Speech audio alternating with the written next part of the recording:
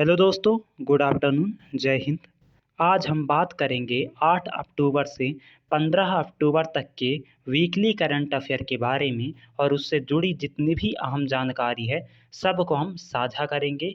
सबसे पहले आप सभी को दशहरे की ढेर सारी शुभकामनाएं। बुराई को खुद से और इस देश से दूर भगाओ, अच्छाई को अपने जीवन में अपनाओ, रावण को जलाओ और भ्रष्टाचार मिटाओ, प्रगति के पथ पर भारत देश को आगे बढ़ाओ। सबसे पहले बात करते हैं कि भारतीय वायुसेना दिवस यानी इंडियन एयरफोर्स डे कब मनाया जाता है। 8 अक्टूबर, 10 जनवरी, 12 मार्च या 20 मई। तो अभी हाल ही में भारत ने हर साल 8 अक्टूबर को भारतीय वायुसेना दिवस मनाता है।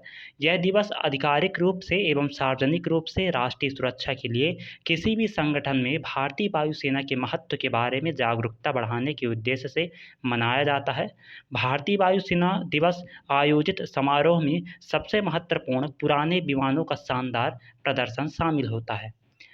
आरबीआई ने वित्त वर्ष 2022-23 की पहली तिमाही में रियल जीडीपी ग्रोथ कितने प्रतिशत रहने का अनुमान जताया है। 10.5%, 12.4%, 17.2% या 13.6%। तो अभी हाल ही में आरबीआई ने वित्त वर्ष 2022-23 की पहली तिमाही में रियल जीडीपी ग्रोथ 17.2% रहने का अनुमान जताया है। आरबीआई गवर्नर शक्तिकांत दास ने FY22 में जीडीपी ग्रोथ के अनुमान में कोई बदलाव नहीं किया है। यह 9.5% पर बरकरार रहेगी। आरबीआई ने जुलाई-सितंबर 2021 के लिए 7.9%, अक्टूबर-दिसंबर 2021 के लिए 6.8% और जनवरी-मार्च 2022 के लिए 6.1% किया है। हाल ही में साहित्य का नोबेल पुरस्कार किसे प्रदान किया गया है। Nirmal Verma, Abdul Razzaq Gurnah, Tobias Wolff या फिर तारानाथ शर्मा। तो अभी हाल ही में अब्दुल रज्जाक गुरनाह जी को, उपन्यासकार जो कि हैं, उनको नोबेल पुरस्कार 2021 से सम्मानित किया गया है। स्वीडिश एकेडमी ने पुरस्कार की घोषणा करते हुए कहा कि अब्दुल रज्जाक गुरनाह ने अपनी लेखनी के जरिए उपनिवेशवाद के प्रभावों, संस्कृतियों को लेकर काफ़ी कुछ लिखा है। उन्होंने शरणार्थियों के भाग्य का निर्धारण करने के लिए अपनी अड़िग और करुणामय लेखनी के माध्यम से दुनिया के दिलों में प्रेम पैदा किया है। साल 2020 का साहित्य का नोबेल पुरस्कार अमेरिकी कवयित्री लुइस ग्लुक को दिया गया था। आगे बढ़ते हैं। विश्व चैंपियनशिप में रजत पदक जीतने वाली देश की पहली महिला पहलवान कौन बन गई हैं। बबीता फोगाट, पूजा ढांडा, गीता फोगाट या फिर अंशु मलिक। तो अभी हाल ही में अंशु मलिक ने 7 अक्टूबर 2021 को विश्व चैंपियनशिप का फाइनल्स मुकाबला हार गईं और उन्हें रजत पदक से ही संतोष करना पड़ा। इस हार के बाद भी 57 किलोग्राम में 19 वर्षीय की अंशु मलिक इतिहास बनाने में सफल रहीं। वे इस चैंपियनशिप में रजत पदक जीतने वाली पहली भारतीय महिला बन गई हैं और इससे पहले भारत की 4 महिला पहलवानों ने विश्व चैंपियनशिप में पदक जीता, लेकिन उन्होंने कांस्य पदक जीता था। जैसे गीता फोगाट 2012, बबीता फोगाट 2012, पूजा ढांडा 2018 और विनेश फोगाट 2019। फोर्ब्स की तरफ से जारी ताज़ा रैंकिंग में कौन शीर्ष पर कायम है। मुकेश अंबानी, लक्ष्मी मित्तल, उदय कोटक या कुमार मंगलम बिरला। तो रिलायंस इंडस्ट्री के जो सीएमडी हैं मुकेश अंबानी, फोर्ब्स के अमीरों की लिस्ट में लगातार 14वें साल सबसे अमीर शख्स के तौर पर शुमार किए गए हैं। फोर्ब्स रिच लिस्ट 2021 के अनुसार देश के अमीरों में मुकेश अंबानी 6.90 लाख करोड़ रुपए की अपनी संपत्ति के साथ टॉप पर बने हुए हैं। फोर्ब्स के अनुसार पिछले एक दशक में उन्होंने 26,000 करोड़ रुपए की संपत्ति अर्जित की है। देश के दूसरे सबसे अमीर शख्स और अडानी ग्रुप के चेयरमैन गौतम अडानी पिछले साल सबसे ज़्यादा 3.5 लाख करोड़ रुपए के लगभग अपनी संपत्ति में जोड़े। उनकी संपत्ति लगभग 5.61 लाख करोड़ रुपए के बराबर है। राष्ट्रीय बाघ संरक्षण प्राधिकरण ने किस राज्य सरकार के गुरु घासीदास राष्ट्रीय उद्यान और तमोर पिंगला वन्यजीव अभयारण्य के संयुक्त क्षेत्रों को एक नए राष्ट्रीय रिजर्व के तौर पर घोषित करने के प्रस्ताव को अपनी मंजूरी दे दी है। पंजाब, तमिलनाडु, छत्तीसगढ़ या फिर असम। तो इसका सही आंसर हो जाएगा छत्तीसगढ़। राष्ट्रीय बाघ संरक्षण प्राधिकरण है एनटीसीए ने 5 अक्टूबर 2021 को छत्तीसगढ़ सरकार के गुरु घासीदास राष्ट्रीय उद्यान और तमोर पिंगला वन्यजीव अभयारण्य के संयुक्त क्षेत्रों को एक नए टाइगर रिजर्व के तौर पर घोषित करने के प्रस्ताव को अपनी मंजूरी दे दी है। छत्तीसगढ़ में बना यह नया टाइगर रिजर्व झारखंड और मध्य प्रदेश की सीमा से लगे राज्य के उत्तरी भाग में स्थित है। अचनकमार, उदंती, सीता नदी और इंद्रावती रिजर्व के बाद छत्तीसगढ़ में यह चौथा टाइगर रिजर्व भी होगा।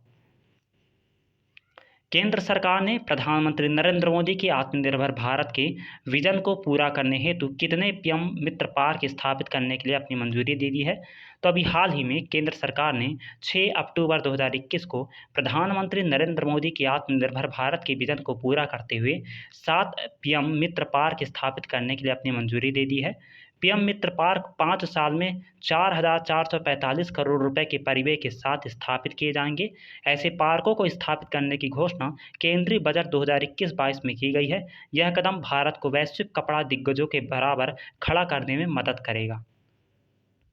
फिंच रेटिंग के जो चालू वित्त वर्ष के लिए भारत की आर्थिक वृद्धि दर के अनुमान को घटाकर कितने प्रतिशत कर दिया गया है? 7.2%, 8.7%, 6.7% या 9.5%। तो अभी हाल ही में फिंच रेटिंग्स ने चालू वित्त वर्ष के लिए भारत की आर्थिक वृद्धि दर के अनुमान को घटाकर 8.7% कर दिया है। हालांकि उसने अगले वित्त वर्ष के लिए जीडीपी वृद्धि के अनुमान को बढ़ाकर 10% किया है। फिंच ने कहा है कि उसने मार्च 2022 को समाप्त होने वाले वित्त वर्ष 2021-22 के लिए भारत के सकल घरेलू उत्पाद यानी जीडीपी के पूर्वानुमान को जून में बताए गए 10% से 8.7% तक कम कर दिया है और ऐसा कोविड महामारी की गंभीर दूसरी लहर की वजह से हुआ है।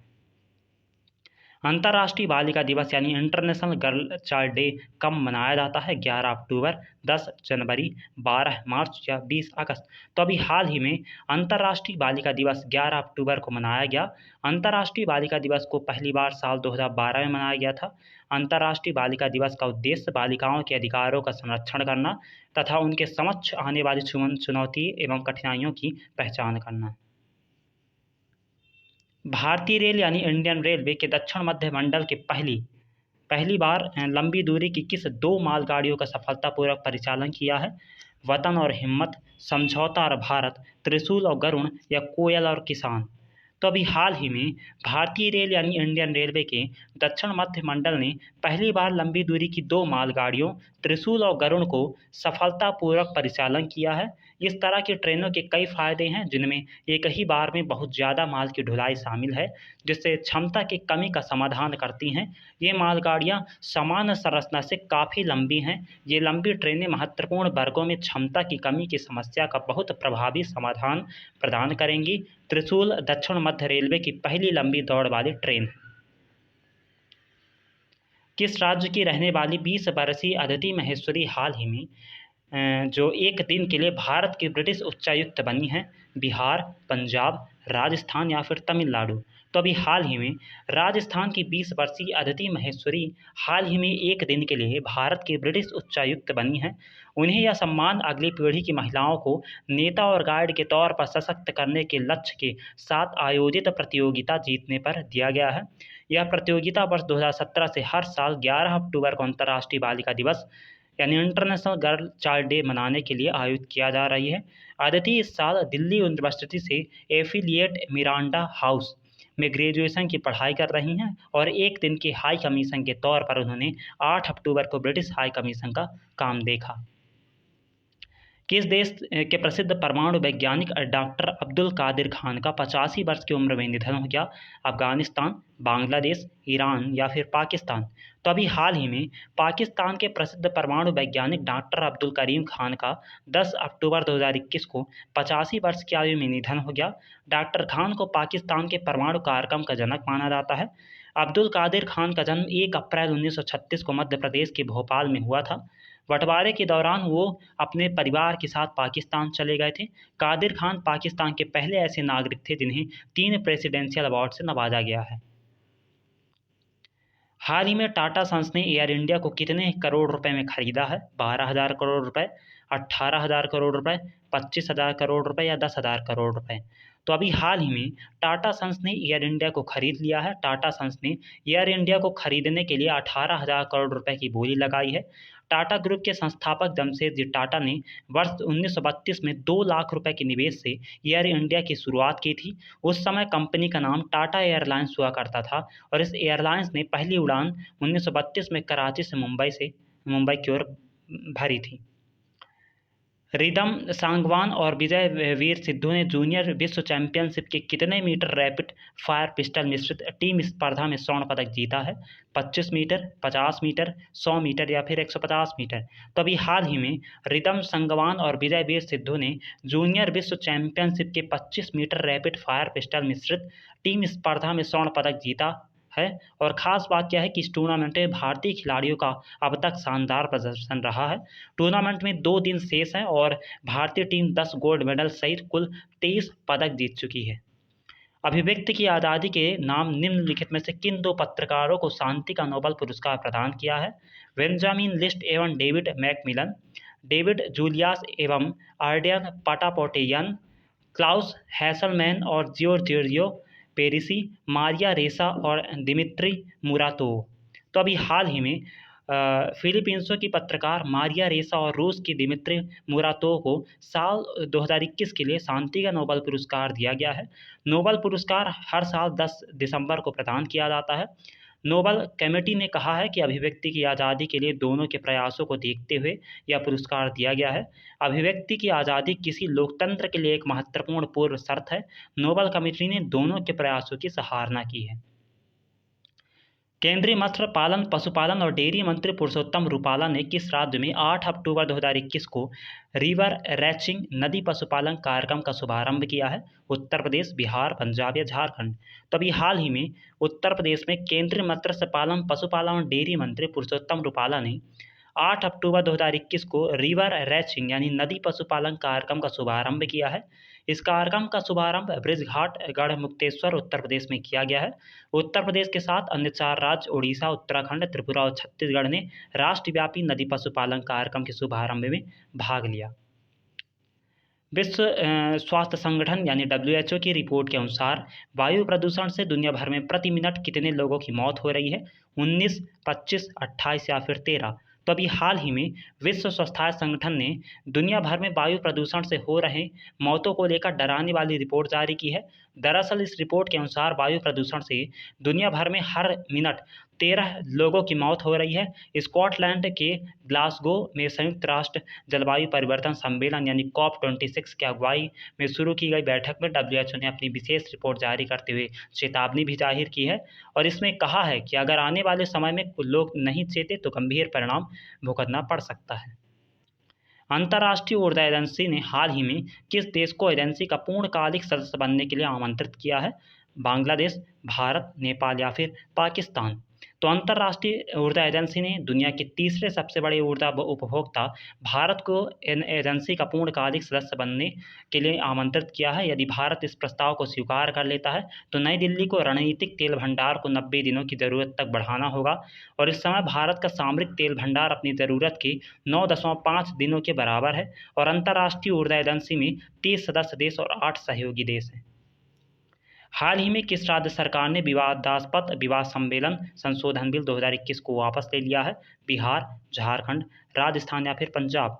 तो अभी हाल ही में राजस्थान सरकार ने विवादास्पद विवाह संशोधन बिल 2021 को वापस ले लिया है। इस विधेयक के जरिए राजस्थान में बाल विवाह को मान्यता और बढ़ावा देने का आरोप सभी सामाजिक संगठनों और विपक्षी दलों ने लगाया था। राजस्थान के सभी जिलों में बाल विवाह अभी भी एक सामाजिक चुनौती बनी हुई है। हालांकि साक्षरता बढ़ने और सरकारी प्रयासों की वजह से इस पर काफ़ी हद तक रोक लग चुकी है। राष्ट्रपति रामनाथ कोविंद ने जस्टिस राजेश बिंदल को किस हाईकोर्ट का मुख्य न्यायाधीश नियुक्त किया है? Allahabad high court, Calcutta high court, Patna high court या दिल्ली हाईकोर्ट? तो अभी हाल ही में राष्ट्रपति रामनाथ कोविंद जी ने जस्टिस राजेश बिंदल को इलाहाबाद हाईकोर्ट का मुख्य न्यायाधीश नियुक्त किया है। मुख्य न्यायाधीश राजेश बिंदल का जन्म 16 अप्रैल 1961 को हरियाणा के अंबाला में हुआ था। कुरुक्षेत्र विश्वविद्यालय से विधि स्नातक करने के बाद सितंबर 1985 पंजाब और हरियाणा हाईकोर्ट में विधि कार्य शुरू किया। वे वकालत करने के दौरान हरियाणा राज्य की ओर से सतलज यमुना विवाद में बनी जो ईडी ट्रिब्यूनल में हरियाणा सरकार के पक्षकार थे और इसके साथ ही उन्होंने प्रोविडेंट फंड, आयकर विभाग व अन्य महत्वपूर्ण विभागों की तरफ से हाईकोर्ट में सरकार का पक्ष रखते थे। भारत ने किर्गिस्तान में विकास परियोजनाओं हेतु निम्न में से कितने करोड़ रुपए की ऋण सहायता के समझौते पर सहमति जताई है? 30 करोड़ रुपए, 40 करोड़ रुपए, 50 करोड़ रुपए या 20 करोड़ रुपए? तो अभी हाल ही में भारत ने किर्गिस्तान में विकास परियोजनाओं के लिए 20 करोड़ डॉलर की ऋण सहायता के समझौते पर सहमति जताई है। विदेश मंत्री एस जयशंकर ने ट्वीट किया कि किर्गिस्तान के विदेश मंत्री रुसलान काजाकबायेव के साथ सद्भावनापूर्ण और रचनात्मक बातचीत हुई। विकास परियोजनाओं में मदद करने के लिए 20 करोड़ डॉलर की ऋण सुविधा पर सहमति जताई। इसके अतिरिक्त अत्यधिक प्रभाव वाली सामुदायिक परियोजनाओं को लेकर आपसी सहमति बनी। विश्व गठिया दिवस निम्नलिखित में से किस दिन मनाया जाता है? 12 अक्टूबर, 10 जनवरी, 25 मार्च या फिर 20 जुलाई? हर साल दुनिया भर में 12 अक्टूबर को विश्व गठिया दिवस मनाया जाता है। यह दिन लोगों में हड्डियों से जुड़ी इस गंभीर बीमारी के बारे में जागरूकता फैलाने के लिए किया जाता है। ये दिन सबसे पहले 12 अक्टूबर 1946 को मनाया गया था। इसे अर्थराइट्स एंड र्यूमेटिज्म इंटरनेशनल यानी ARI द्वारा आयोजित किया जाता है। तभी से इस दिन को अंतर्राष्ट्रीय लेवल पर जागरूकता और बचाव के उद्देश्य से मनाया जाने लगा। भारत ने ISSF जूनियर विश्व चैंपियनशिप में कितने पदक अपने नाम किए हैं? 20, 30, 43 या फिर 35? तो अभी हाल ही में भारत ने लीमा में हाल में संपन्न अंतर्राष्ट्रीय निशानेबाजी खेल महासंघ जूनियर विश्व चैंपियनशिप में 17 स्वर्ण पदक और 43 पदक जीतकर शीर्ष स्थान हासिल किया है। भारतीय निशानेबाजी ने पेरू की राजधानी के लास पल्मास निशानेबाजी परिसर में जूनियर स्तर के शीर्ष प्रतियोगिता के आखिरी दिन सभी उपलब्ध 12 पदक जीते। विजयवीर सिद्धू, रिदम संगवान, अर्जुन सिंह चीमा और शिखा नरवाल ने अंतिम दिन भारत के लिए स्वर्ण पदक जीते, जिससे स्वर्ण पदकों की संख्या 17 तक पहुंच गई है। भारत ने इसके साथ ही 16 रजत और 10 कांस्य पदक जीते हैं। हाल ही में किस राज्य का चुनाव आयोग स्मार्टफोन के माध्यम से मतदान के लिए भारत का पहला ड्राई रन आयोजित करने का जा रहा है? बिहार, तेलंगाना, पंजाब या राजस्थान? तो अभी हाल ही में तेलंगाना सरकार ने कोविड-19 महामारी को ध्यान में रखते हुए देश का पहला स्मार्टफोन आधारित ई-वोटिंग ऐप विकसित किया है। सरकार ने एक बयान में कहा कि इस ऐप को सफलतापूर्वक विकसित कर लिया गया है। तेलंगाना सरकार ने देश में पहली बार स्मार्टफोन आधारित ई-वोटिंग सिस्टम के ड्राई रन की तैयारी कर रही है। प्रधानमंत्री कार्यालय यानी PMO में निम्नलिखित में से किसे नया संयुक्त सचिव नियुक्त किया गया है? अशोक कुमार, मीरा मोहंती, प्रमोद अग्रवाल या मोहन सेठ? तो अभी हाल ही में केंद्र सरकार ने मीरा मोहंती को प्रधानमंत्री कार्यालय यानी PMO में संयुक्त सचिव नियुक्त किया है। वहीं रितेश चौहान को प्रधानमंत्री फसल बीमा योजना का मुख्य कार्यपालक अधिकारी यानी CEO नियुक्त किया गया है। भारतीय प्रशासनिक सेवा की हिमाचल प्रदेश कैडर के 2005 के अधिकारी मीरा मोहंती फिलहाल PMO में निदेशक। किस हाईकोर्ट ने 12 अक्टूबर 2021 को राकेश अस्थाना की नियुक्ति को चुनौती देने वाली याचिका को खारिज कर दिया है? Delhi high court, Allahabad high court, Patna high court या इनमें से कोई नहीं? तो अभी हाल ही में दिल्ली हाईकोर्ट ने 12 अक्टूबर 2021 को राकेश अस्थाना की नियुक्ति को चुनौती देने वाली याचिका को खारिज कर दिया है। हाईकोर्ट इस मामले में लंबे समय से सुनवाई कर रहा था। इससे पहले दिल्ली पुलिस आयुक्त राकेश अस्थाना ने आरोप लगाया था कि जब से उन्हें CBI का विशेष निदेशक नियुक्त किया गया, तब से कुछ संगठन उन्हें निशाना बना रहे हैं। राकेश अस्थाना को उनकी सेवानिवृत्ति से कुछ दिन पहले दिल्ली का मुख्य कमिश्नर नियुक्त किया गया था। निम्नलिखित में से किस देश ने दुनिया की पहली सेल्फ ड्राइविंग ट्रेन लॉन्च की है? भारत, पाकिस्तान, जर्मनी या फिर बांग्लादेश? तो अभी हाल ही में जर्मन रेल ऑपरेटर डैचे वाहन और जर्मन इंजीनियरिंग कंपनी सीमेंस ने 11 अक्टूबर 2021 को जर्मनी के हैम्बर्ग शहर में दुनिया की पहली स्वचालित और चालक रहित ट्रेन लॉन्च की। इस सेल्फ ड्राइविंग ट्रेन को हैम्बर्ग शहर में लॉन्च किया गया था। यह ट्रेन पारंपरिक ट्रेन की तुलना में अधिक समय की पाबंद और कुशल है और यह ट्रेन मौजूदा ट्रेन बुनियादी ढांचे पर दिसंबर से यात्रियों को ले जाना शुरू कर देंगी। जस्टिस अकील कुरैशी को किस हाईकोर्ट का मुख्य न्यायाधीश नियुक्त किया गया है? दिल्ली, राजस्थान, गुजरात या फिर त्रिपुरा?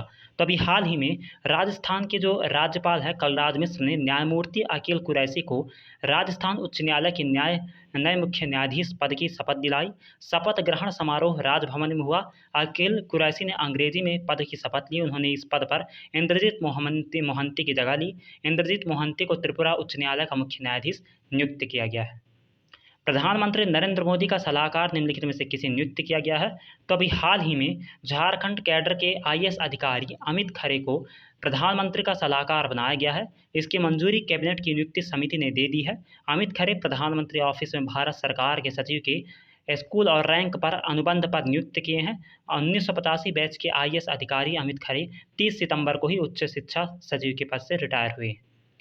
आरबीआई के नए इंफ्रा के ऑडिटर हरिभक्ति एवं कंपनी एलएलपी पर कितने वर्ष के लिए किसी भी प्रकार के ऑडिट से जुड़े काम पर प्रतिबंध लगा दिया है? 4, 5, 7 या फिर 2?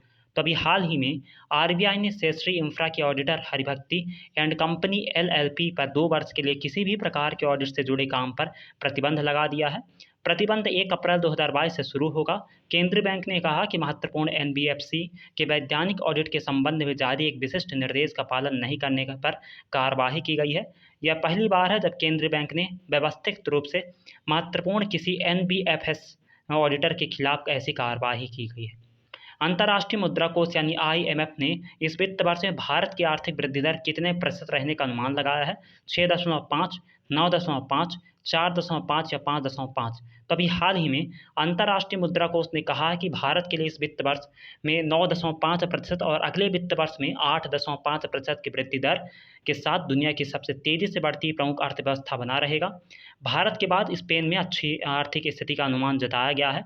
पिछले साल यहाँ पर -10.8% वृद्धि रही थी, जो 2021 में सुधर कर 5.7% होने का अनुमान जताया गया है और अगले साल 6.4% होने का अनुमान है।